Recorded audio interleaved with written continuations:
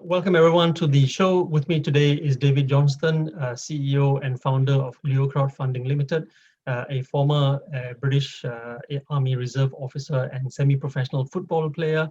He has over 20 years of experience in property investment, initially setting up a management and letting agency with his wife, and was involved in the purchase or sale of over 100 properties. He continues to have a personal buy-to-let portfolio in Northern Ireland and Scotland.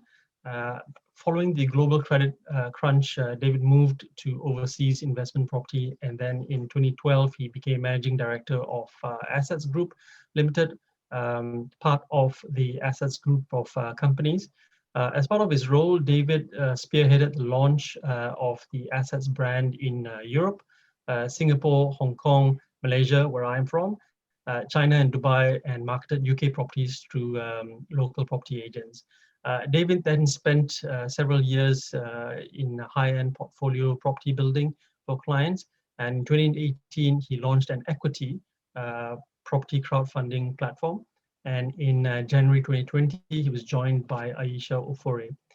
In 2020 alone, they funded 5 projects and raised almost £1 million through their platform. So welcome to the show, David Johnstone.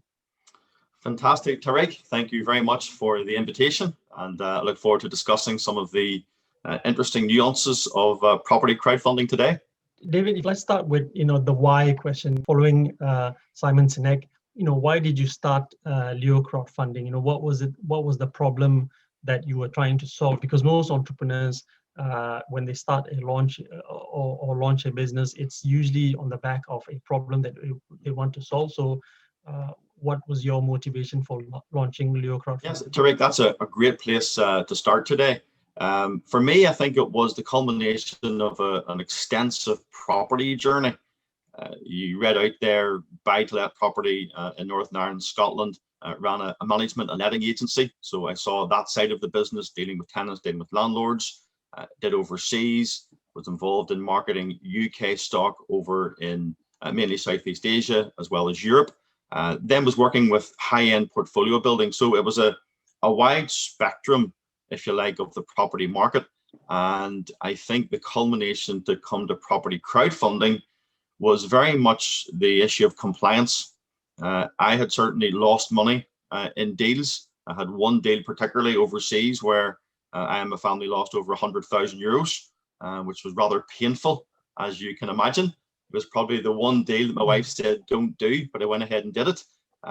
So that was painful, but I also had clients of mine who also lost money in deals. And I just got very uncomfortable being in a position where outside my control, deals fell apart.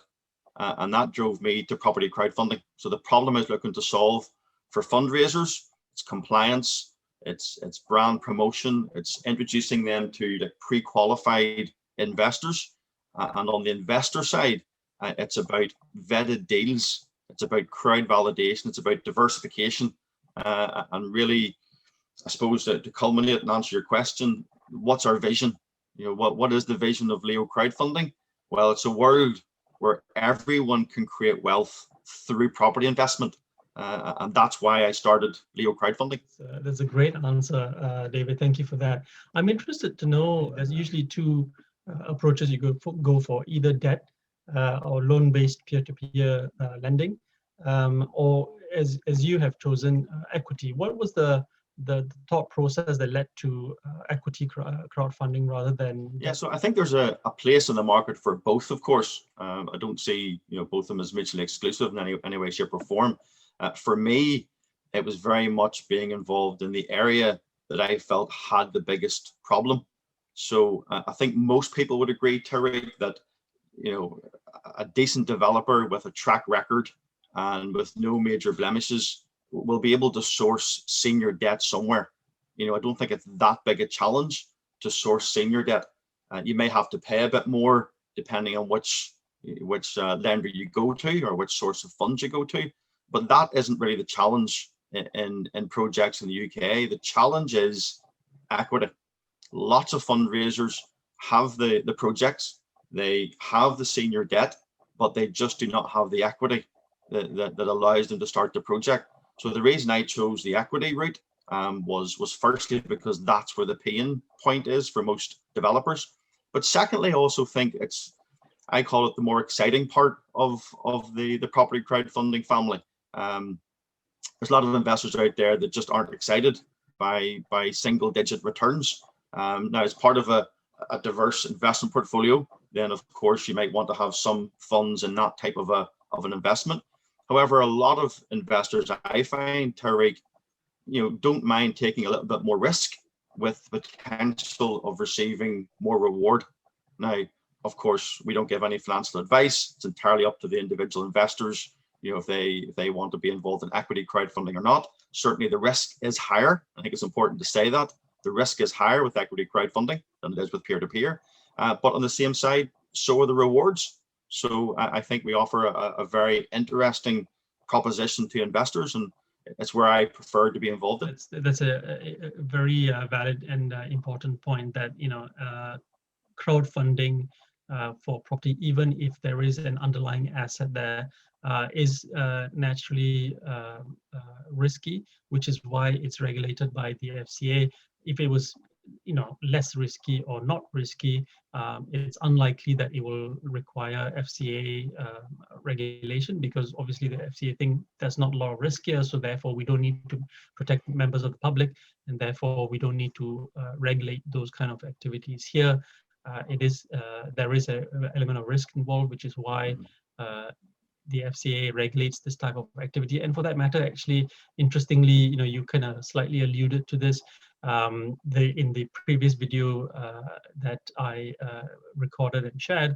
My colleagues and I discuss in quite a lot of detail into what the FCA regulation is all about, why it's there, what line does a developer cross when they're speaking at the front of for example, property networking room about raising funds for their projects, and how that crosses into financial promotion.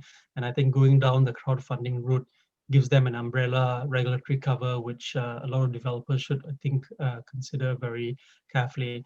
Now, David, I'm interested to know what is the process that Leo Crowdfunding employs, when, for example, an initial inquiry comes through from let's say a property developer who's looking to raise some equity. Walk me through from that initial inquiry right through to the money landing in their bank account, and then the process after. Can I just go back slightly and make a comment on your previous question? The FCA regulating the crowdfunding industry, I think, is a fascinating discussion.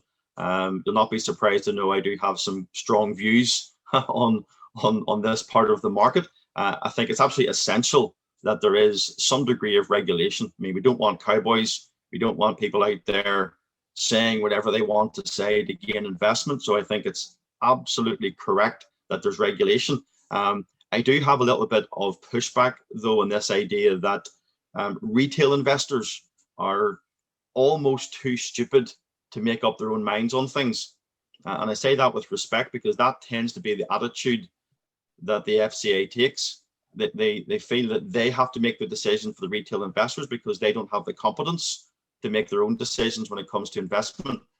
And what I find almost ironic is that the FCA will refuse to allow a retail investor to put £100 on a property crowdfunding platform that is invested in a tangible asset, and at the same time that person can walk into a bookmaker's or walk into a casino and blow their life savings, and nobody seems to care. I just find that slightly ironic, and think that perhaps education is the way forward, and I think that's why we need to educate retail investors. But at the same time, why should retail investors be denied the opportunity to earn money through property investment if the bar is set too high in terms of entry? And I've certainly had retail investors who have passed the appropriateness test, even though they've no experience in property investment. And I've had people who would be classed as sophisticated, high net worth investors, and they've failed the appropriateness test. So it's like, how do you then judge someone's competency to decide to invest in property? So perhaps that's a discussion for later on, Tariq, but I do like to mention that because I think it's a very relevant discussion around regulation. No, absolutely, and I appreciate that. Thank you. Yeah. So regarding the processes, just taking you through the step by step. I mean, we receive an inquiry in our particular company. Joshua would be the person in the office that receives the inquiry. He has a look at the information that's been sent. He might request some further information. If he feels it meets our criteria, then we arrange a call with myself, usually a 20-minute call. And that's not just about seeing the information. It's also I want to see face-to-face on Zoom the developer, because I think you get a better feel for someone on a camera. And I think that's an important part of our process. So if we feel that this is something that we do want to do, we sign heads of terms. They obviously pay an onboarding fee. And then we move into the due diligence process and the preparation of the equity offer document. And that equity offer document is really the key document. It's the financially promotions approved document that will then go out to investors. Alongside that, our head of online marketing and social media, Asher, he prepares the promotional material for the raise.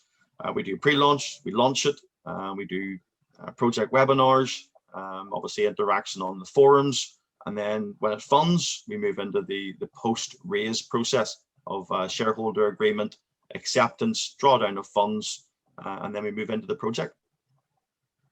Right. Okay. And that's quite interesting. And broadly, how long from the initial inquiry to money sitting in the account on a successful raise? You know, what's the rough timeline?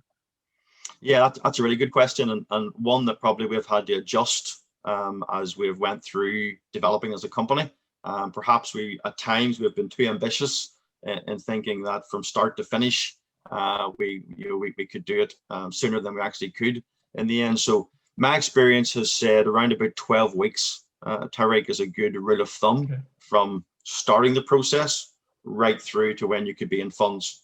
Now, if things went really, really smooth, the documents were provided on time, the approval from our FCA principal on the project, comes through in a timely manner, and then the project raises successfully very quickly. We have had some projects that have taken almost 30 days. We've had a number that have funded in 1 day. So clearly, depending on which of those the project is, it could potentially be done in 8 weeks, but I think 12 weeks is a good rule of thumb. Okay, so interesting. So, Leo Crowdfunding is a appointed representative of Sharein Limited, I believe. Correct me if I'm wrong, David. And so you mentioned there that every single project that goes onto the platform for a fundraise does need to go off to your principal Sharein Limited to have a FCA review, so to speak. Because as an appointed representative, my understanding is that you're not directly authorized by the FCA. You're authorized by in this case Sharein, and they to a certain extent provide a FCA-esque function where they review it and make sure that it is financially compliant under the FCA handbook and rules before it's actually put out as a financial promotion onto the platform. Mm-hmm. Yeah, absolutely. So it's not supposed to get the terminology really correct. It's not that the FCA, if you like, are signing it off, but as you say, it's the regulatory guidelines and rules that they put in place regarding financial promotions. Even things like MiFID II, the speaking to investors and how it's promoted to investors. All of those sort of compliance factors are reviewed by our FCA principal Sharein Limited, and if they're satisfied that in their opinion it meets the required standards, then they're prepared to approve it as a financial promotion. So it can be a tedious part of the process. It can slow things down, but it is of course an essential part of the process. So from your experience, what should a SME property developer do to ensure that their crowdfund raise is going to be successful? I mean, you mentioned about the provision of information and documentation. but can you speak a bit more about that? From your experience, what has gone well, and what could other prospective SME property developers looking to raise equity funds through LEOCrowd do to ensure that the raise is going to be swift and successful? Yeah, so yeah, I think it's again a very, very good question, and there are so many different factors in a successful crowdfunding raise. I think above all, one of the key things is fundraisers need to be aware of how they present themselves to investors. And if you break that down, it's not just how they present the financials, although the financials obviously are very, very key. It's how they present their track record. It's how they present their team. It's how they present the project in terms of what they're trying to achieve. So I think the fundraisers need to sometimes think like investors think. Another big factor is, you have to see a crowdfunding raise as a team effort. I think too many fundraisers, Tariq, think that property crowdfunding is like this magic pot of money that just exists, and all they have to do is just put some information on a platform, and hey presto, hundreds of thousands of pounds you're going to roll in from investors. I mean, that's just not realistic. It's a team effort, and once the project goes live, it's almost like that's when the hard work starts. That's when you need to be answering questions, engaging with investors. When the questions are asked on our closed forum, respond in a timely manner, be accurate, be succinct with the answers, and also be prepared to be bringing some skin to the game. So we expect fundraisers really to be responsible for about 25 or 30% of the raise. So to come to our platform looking for 100% of the money, we just wouldn't take the project. So I think there are things that fundraisers can do to help the success of their project. David, I'm a firm believer in the black box thinking, a book written by Matthew Syed, and primarily about the mistakes or failures in life and business are the best teachers for us. And if you want to get to your target or goal or objective quicker, learn from mistakes, ideally from others. And so in that vein, can you give me some examples of where developers could have done a little bit better in terms of the projects that have gone live on the platform, or perhaps for that matter even projects that didn't go live on the platform? There's obviously a filtering criteria that your team employ, and so some of those have not made it onto the platform because for whatever reason they didn't they didn't satisfy the criteria. So which I could, I suppose, classify as a slight failure, let's put it that way. But so what are the things that from those examples, mistakes and failures, you think could be learned and developers could employ to go to improve? Yeah, no, I couldn't help smiling, Tariq, when you mentioned Black Box Thinking by Matthew Syed. I mean, as you can see behind me, I am an avid reader between football books and then business books, but Matthew Syed, Black Box Thinking, there we go. So yeah, I think that's the book you're referring to, Matthew Syed. Yeah. I actually spent a lot of time looking at his other book, The Bounce, which is a look at elite athletes, and the discussion are elite people in life, are they born or made? And that's an interesting one. So yeah, I've got those books by Matthew Syed, very, very interesting. So in terms of the question, what could developers have done better in light of that sort of concept that Matthew Syed talks about? Definitely allow more time to raise funds. People or fundraisers sometimes come to property crowdfunding platforms as the last resort. They've tried other ways. The clock's running down on an option agreement. The clock's running down on a completion of a contract, and then they contact the platform wanting money in 3 weeks' time. So that's something that fundraisers definitely can do different. Provide the DD quicker. If there's one area that could definitely be condensed and make it more of a successful journey, is provide the DD. What tends to happen is about 80% of the DD comes in quite quickly, but that last 20% just drags on and on and on. Hence, everything is then delayed until that due diligence is completed in the file. Definitely promoting the raise more aggressively. Too many fundraisers are passive when it comes to the raise. Again, kind of thinking that, well, the crowd will do all the raising. It's not. The actual fundraiser needs to be aggressive in getting the word out that they're doing a raise, to their own community on their own social media channels, and it's the culmination of spreading the word, if you like, in a compliant manner that reaches the success. But probably the biggest one, and I think you'll agree with this, because we did have some contact a few months ago with one of our fundraisers. That is the shareholder agreement. Shareholder agreement is something that fundraisers tend to leave to the last minute, and then can cause delays, because there is that making sure the shareholder agreement accurately reflects the equity offer document, and then of course investors the opportunity to review that, and that process can take a little bit of time. So there, for me, would be the, if you like, the black box thinking. Getting those things improved would definitely improve fundraiser journeys.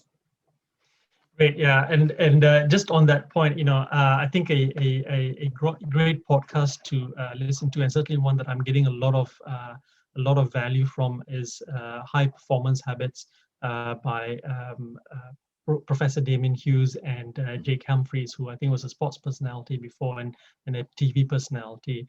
That's a great one to follow. I will link through to the podcast in the show notes below. That's something to look for. And there's a couple of interesting points that you make there. I think in terms of providing information and due diligence and the documentation, I found from my own experience that the clients who do this particularly very well are those who are very organized with the way that they store data. And now with the ease of the likes of OneDrive or G Drive, Google by Google, or Dropbox, you can dump everything into that and share access to that folder very, very easily. And I found that as you're going through the various stages, you might be dealing with planning, you might be dealing with architect for plans, you might be dealing with your lawyer and the legals, and you're receiving information and documents that way. As they come in, just dump it into that online drive, and then whenever you need to provide access to, for example, your lawyer, your accountant, to LEOCrowdfunding, to your mortgage broker, whoever it is, it's literally a couple of clicks and they've got access to the whole thing. Now, obviously, there will be some questions that they might need to clarify, but that could be a quick phone conversation. So that's one point I would make.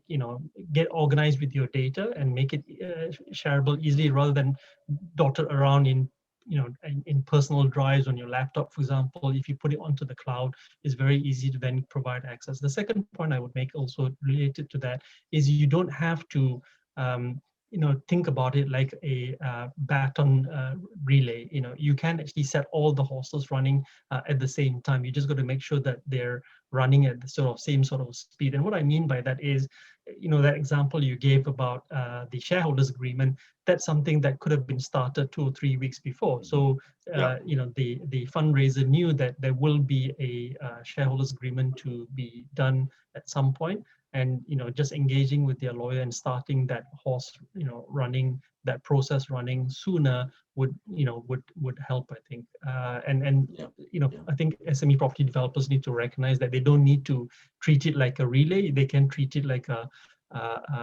multiple horses running at the same time, to use that analogy. Yeah, no, I think you're absolutely right there. And just one very quick point on that. I think we sometimes forget as platforms that this is still a very new industry. And for a fundraiser doing their first raise on a crowdfunding platform, it's a new experience. They've never done it before. So while for us, it's maybe we know the process and we know what's required, and we get frustrated that things don't come quicker. The reality is, for like anything, for the first time, it can be a little bit challenging when you get this long list of things you have to provide, and some of those you have to ask an accountant, and some you have to ask your lawyer, and there's just the normal process of business sometimes can just take time.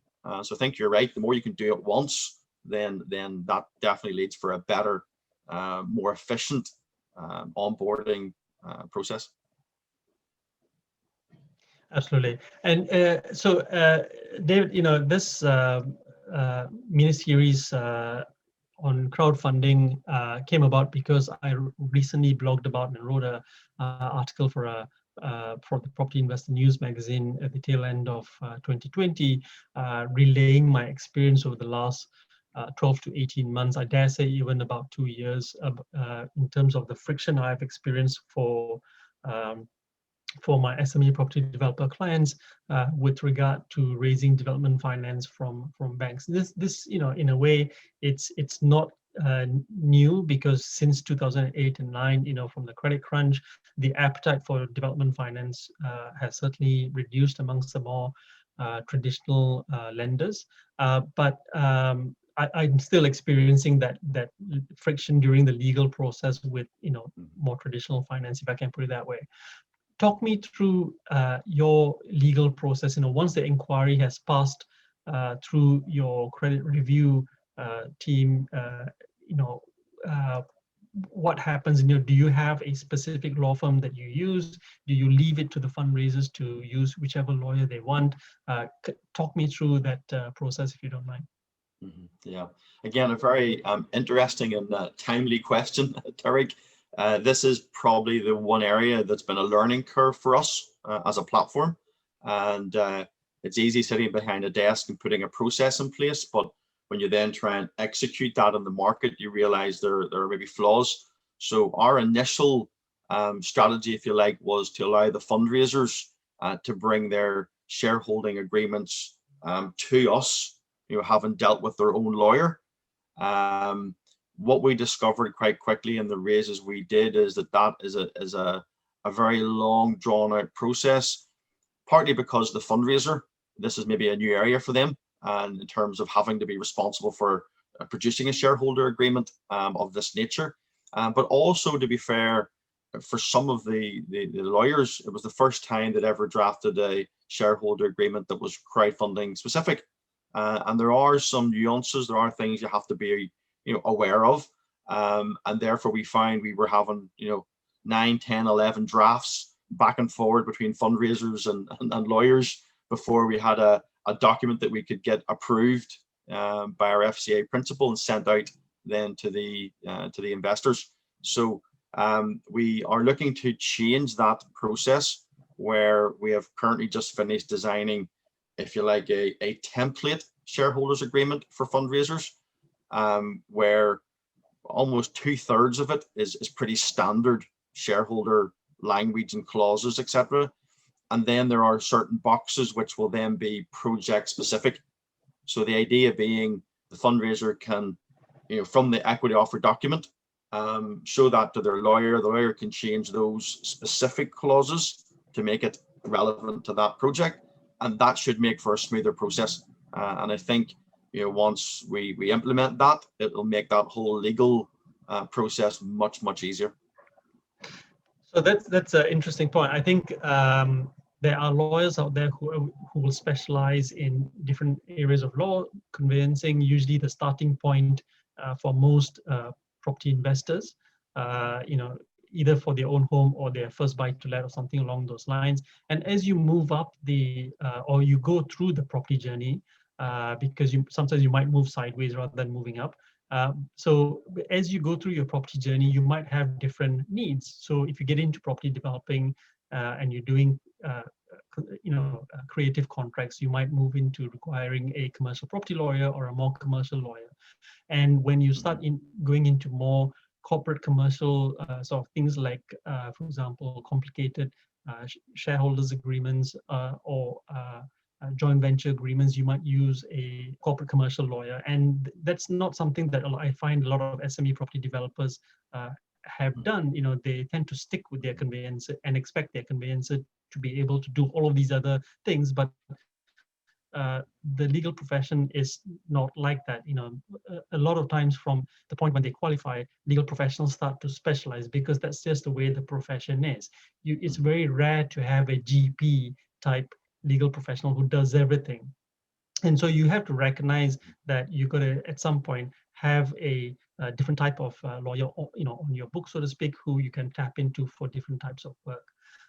So that's an interesting one. And I think that template approach certainly is going to help remove some of that friction and that delay as well. So I think that's a great move.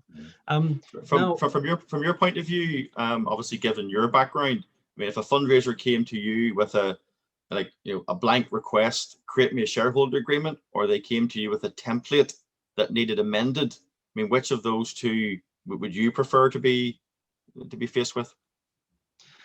So it's a interesting question to answer. So and let me set the scene first. So when we train to become a lawyer, we're usually told or taught that whenever you are drafting a agreement or a contract, use the precedent from the source. Don't reuse a precedent or a template from another deal, because that precedent or template from that other deal would have been bespoke for that particular deal.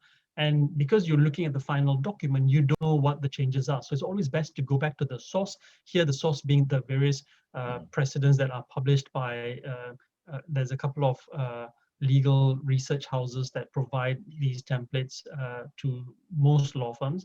If you're of a very large law firm, the top 5 law firms, for example, you will have an in-house capability to produce those kind of templates. So with that background in mind, it's trickier to work off somebody else's template and then figure out, well, okay, what were the changes and how do I advise those to clients? Having said that, with this particular one, if there is a standard template that's used for most crowdfunding, and I think really you need to choose a lawyer who's very experienced with shareholders agreements, so they know it pretty much like the back of their hand, and also someone who's familiar with equity crowdfunding and has a recognition, if not knowledge of FCA regulation as well, or at least can tap into a colleague who's in the firm who might have that information, and then that way you would get a very fast response. You would have deep expertise, and so you then can get the result. So certainly working off a template can be very, very quick.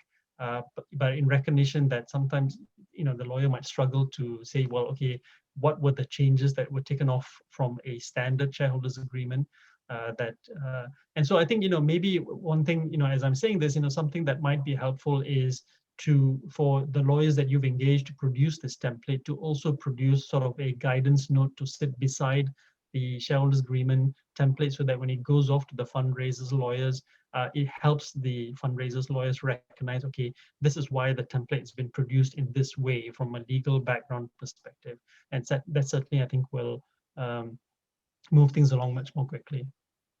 Yeah, and that's a really good point about the guidelines, actually. Yeah, thank you for that.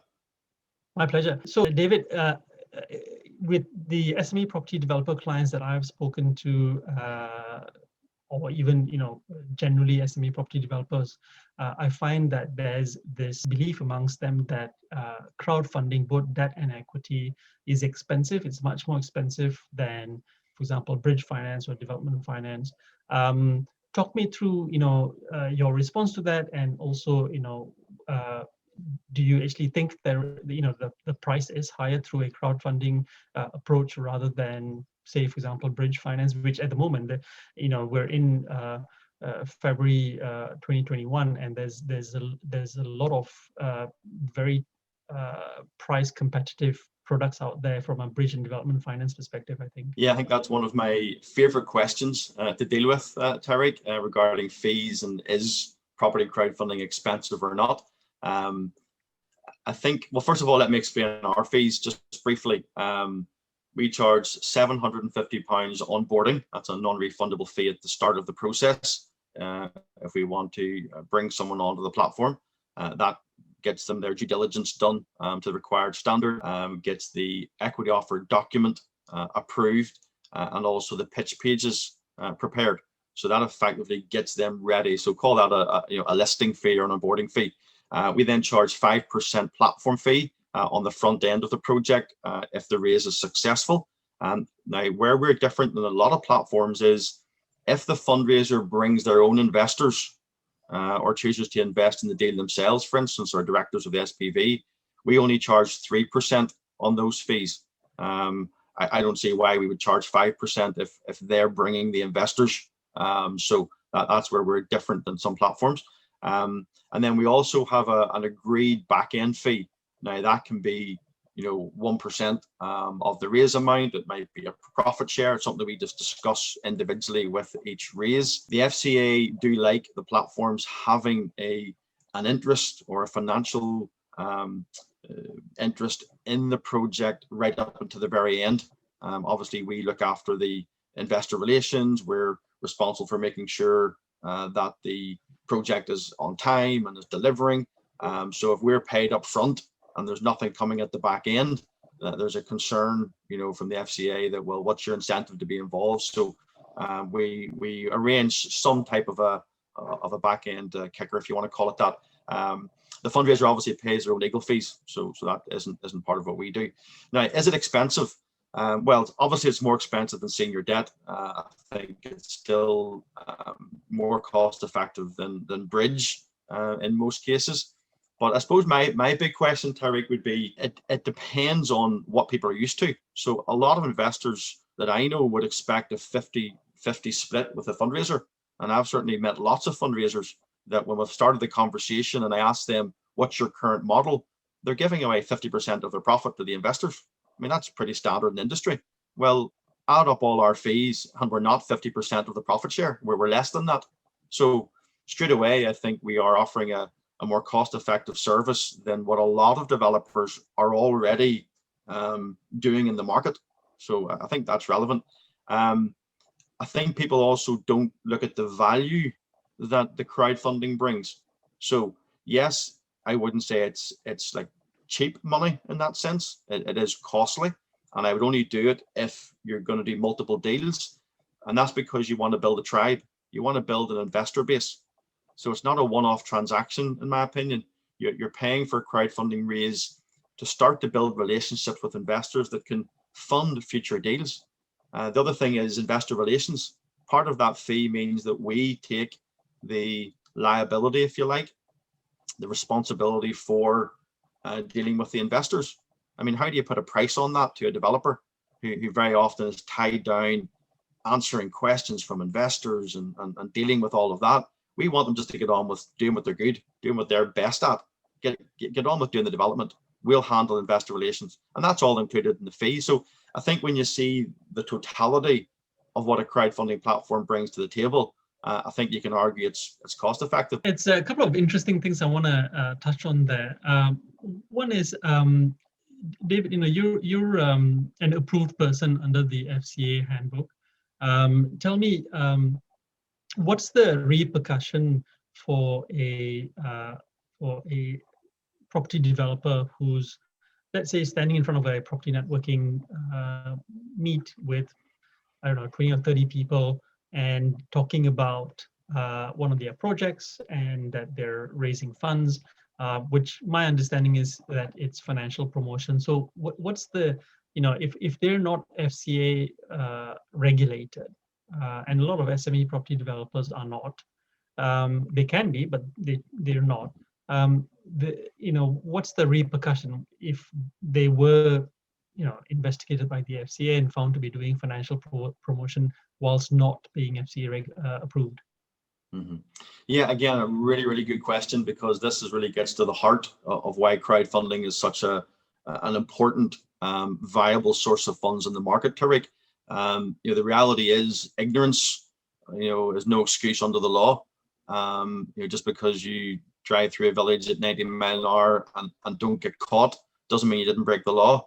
And right now there are developers up and down the country who don't realize that what they're engaged in is actually breaking the regulations. So I look at it in two ways. One, I think there's definitely an element of intent. There are those who might set out like deliberately, the cowboys of the industry, and they set out to mislead, they set out to misrepresent, and therefore there's those. For the vast majority, it's probably just ignorance. They don't actually realize that they're doing something wrong. But for me, the easy way of, if you like, the dividing line, if they have a project on a platform, for instance, and it can be any platform, usually on the home page, there's a thumbnail, and on that thumbnail will be, if you like, the high level information about the project. Well, that homepage is open to the general public. Anyone can log on to that particular platform and see that thumbnail.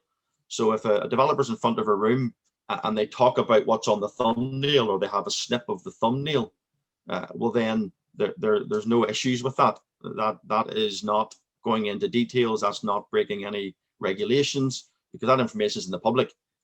If they then start to delve into information that only those who are registered on a platform can access, the details of the financials, the returns, the if you like, the nuances of the actual deal, well, then absolutely, if that has not been approved, then they are breaking regulations.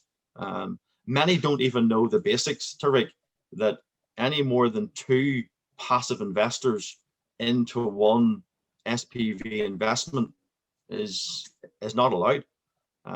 So even that process of going out talking to multiple people, as soon as you have 2 people into one deal, if they're passive investors, well, you're falling foul of the regulation. Yeah, and if you do, my understanding is that there's criminal sanctions, potentially imprisonment, and a fine, which in some cases can be quite hefty.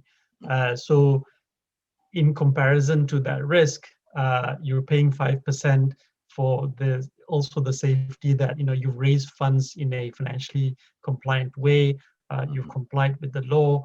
And yes, you might be giving 5% away and maybe a percentage at the back end, but with the assurance, the comfort, knowing that you're acting within the law and therefore avoiding some of these risks. So I think that's a price worth paying, in my view. David, absolutely. And in the army, we would refer to it as an umbrella. To talk about people having the umbrella of being covered by either someone higher up the ranks, or by risk assessments that have been carried out, maybe for range work, things like that. So really what people are paying for within property crowdfunding is exactly that. It's a compliance umbrella, if you like, that overarches all the activity of the crowdfunding raise.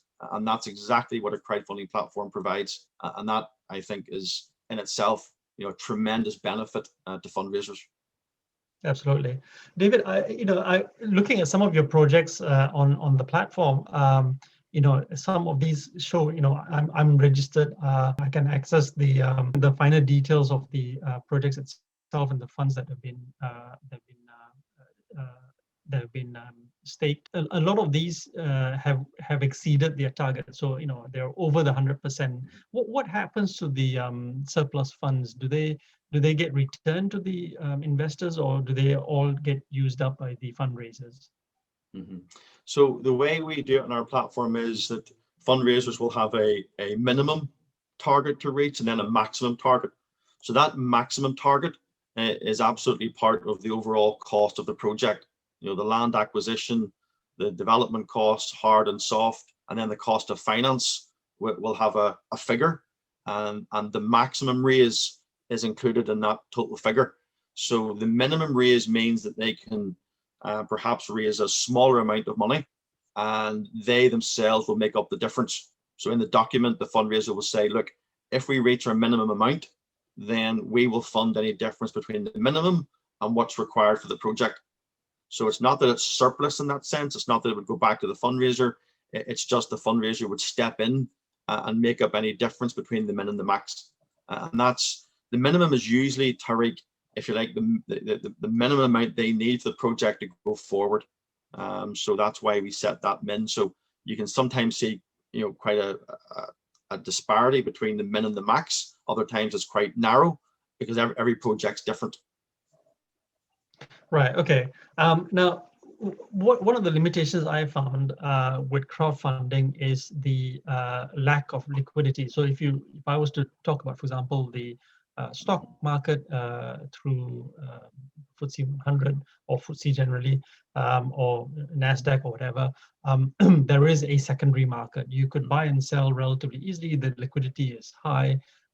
So if you were in a trade and you needed to liquidate, quickly, for example, you've had some family issues or life events that you needed cash for, you could liquidate fairly quickly.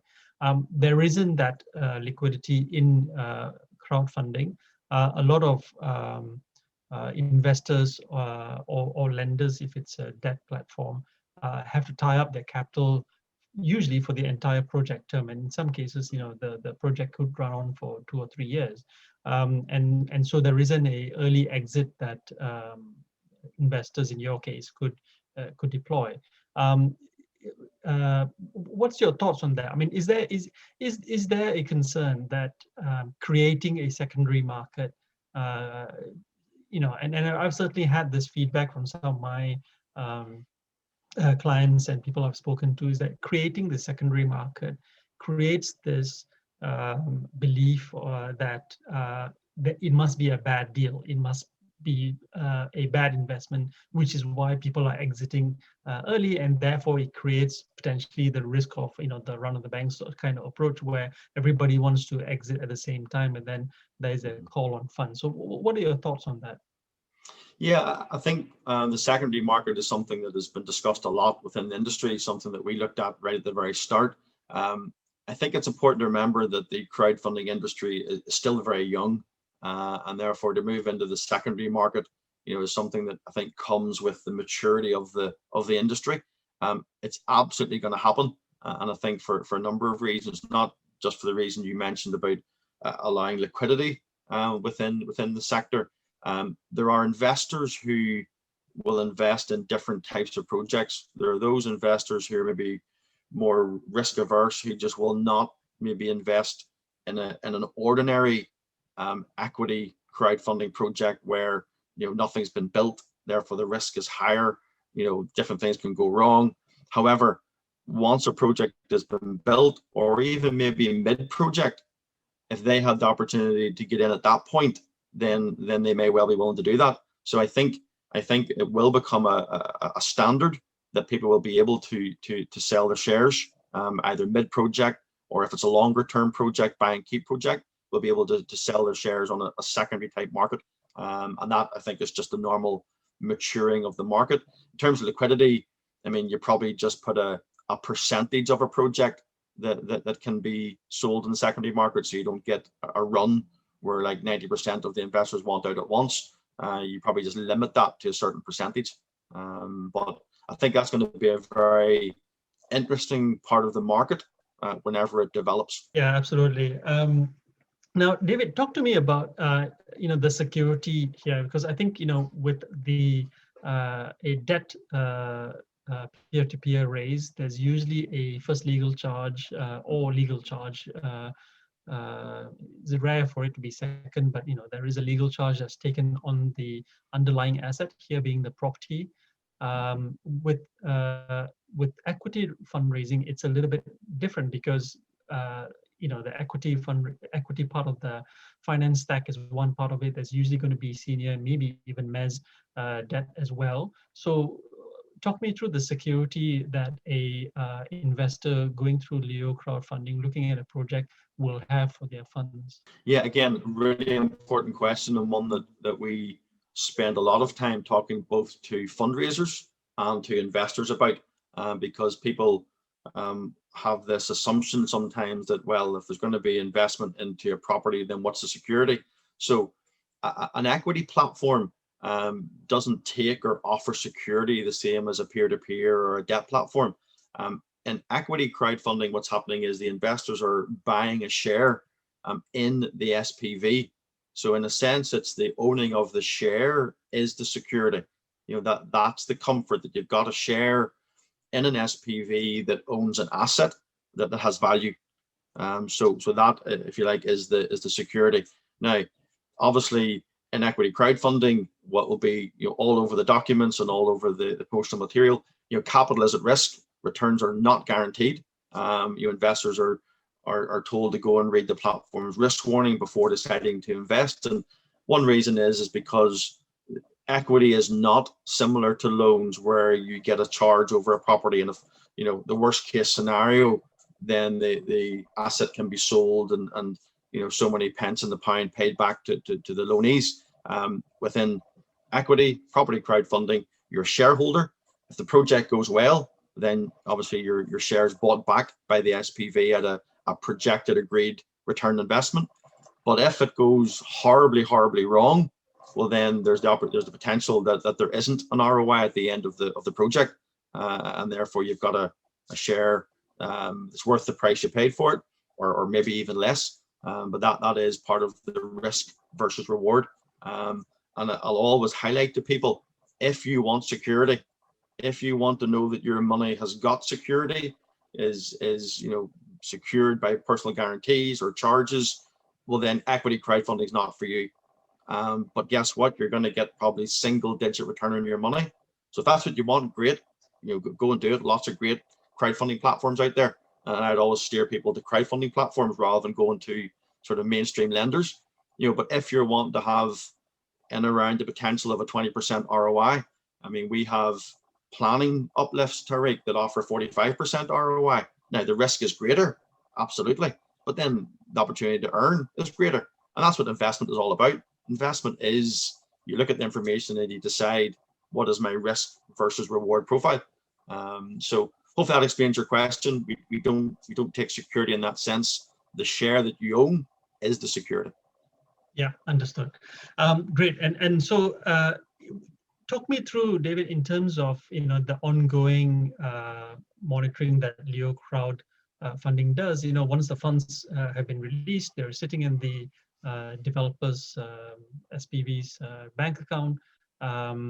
Is there any ongoing monitoring that you do? Because I mean, there must be, because you're handling the investor relations, so there must be at least a degree of information coming back from the developer, which you're then handing over, passing on to the investors. But what's the level of ongoing monitoring that you guys do? Yeah, I think Leo Crowdfunding, the platform that myself and Aisha Fori run, I think we are, in many ways, this is our strong point. And I think in some ways we're actually setting an industry standard in how we monitor and how we communicate with the investors. We recently, for instance, did an evening, which was 5 back-to-back investor project update webinars, where literally the investors could come on to a Zoom call with the developer. There were up-to-date images, up-to-date video clips, an opportunity to speak directly to the developer.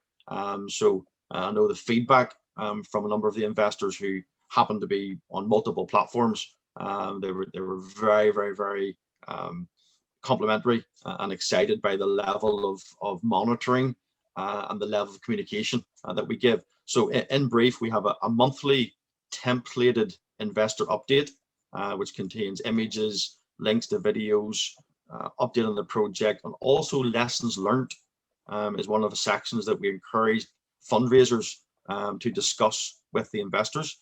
We then do the quarterly Zoom calls, and then the every 6 months, biannually, a site visit. And obviously with COVID, we haven't been able to do that currently, but that is the 3, if you like, main communication timelines with the investors. But in terms of actually monitoring, it's just ensuring that we get monthly updates as to, the financials. Are they on track? Is the project on track? What are the issues? How are the issues been solved? And I suppose just given the comfort that we're on top of it.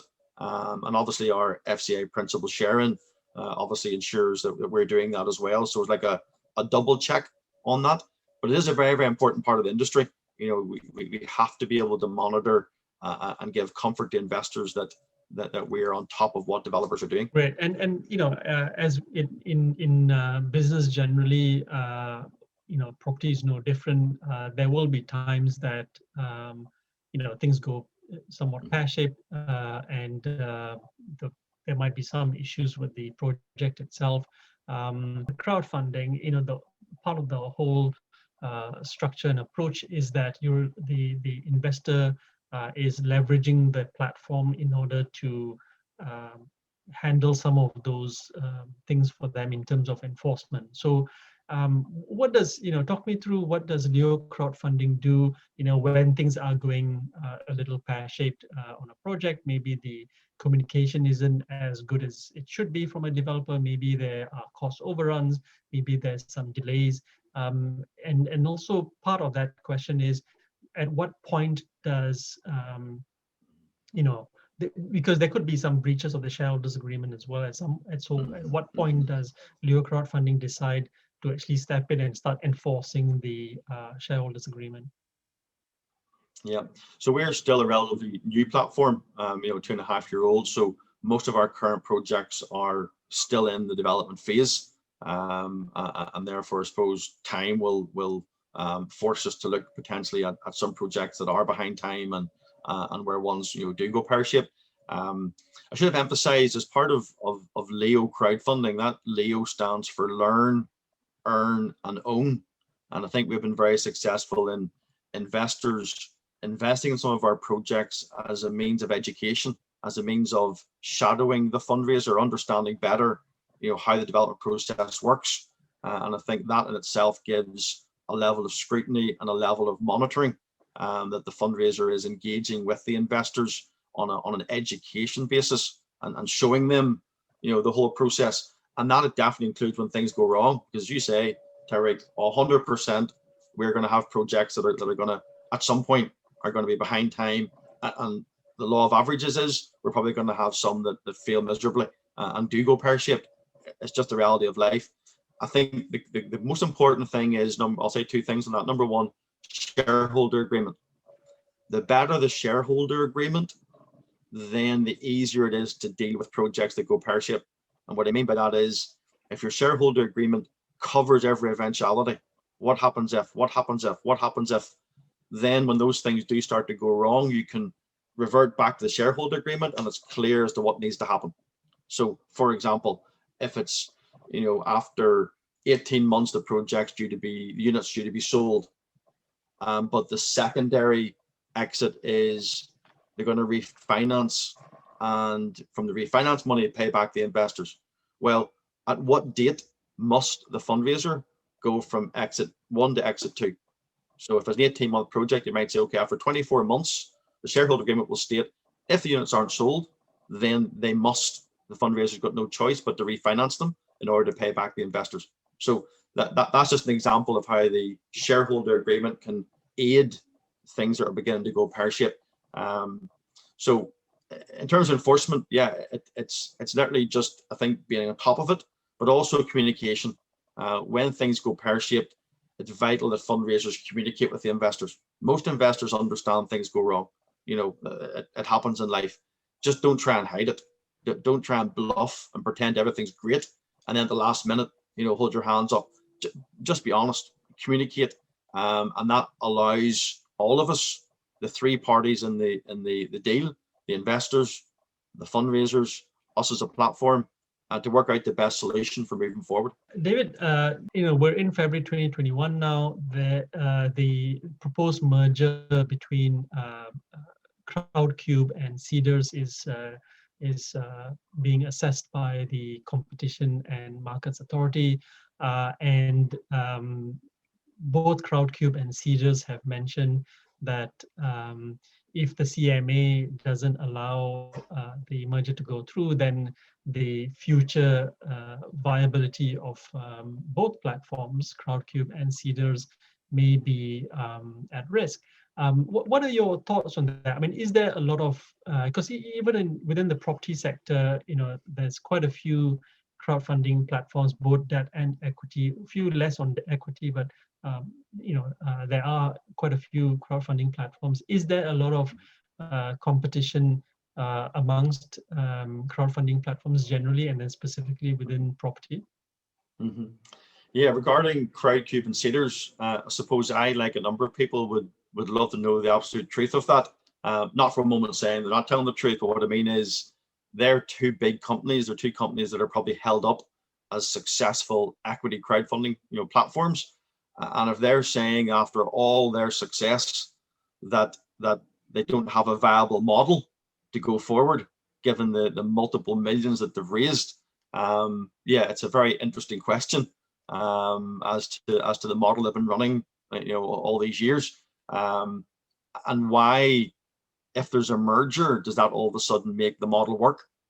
They're two big companies as it is. So what is it about a merger that all of a sudden is going to make them viable if they're not viable now? I think that would be an interesting discussion. But in terms of the property market, I think again it's important to remember there are the two different types. There's the peer-to-peer loan debt-based, then there's the equity, and there's always going to be room for obviously those two different solutions for fundraisers. I think you're going to see more fundraisers using both, doing their senior debt from a peer-to-peer platform, and then come into equity for platforms for the equity part. I think you're going to see more of that. There obviously was quite a few companies went out of the market for various reasons in 2020. Some due to sort of FCA scrutiny, others for just commercial reasons. I think that has kind of culled the industry a bit. But certainly in the future, I think you will see some mergers. I think that's natural. Survival of the fittest will be the same in our industry as every industry. And I think you'll see probably 3 or 4 big companies emerge, and they may well, through time, merge with some of the smaller ones. But people are in crowdfunding for different reasons. Some want to just have a small platform and service some of their own projects, right through to companies that are wanting to grow and build an empire. So I think there's always room for competition. The more the merrier. And it's a matter of those that get the right model, those that can do it well, provide a good service for fundraisers, I think will survive and flourish. Great. And David, just to round off, what's the biggest headache for your business development person, marketing person? What's causing the most friction in terms of getting more deals onto the platform?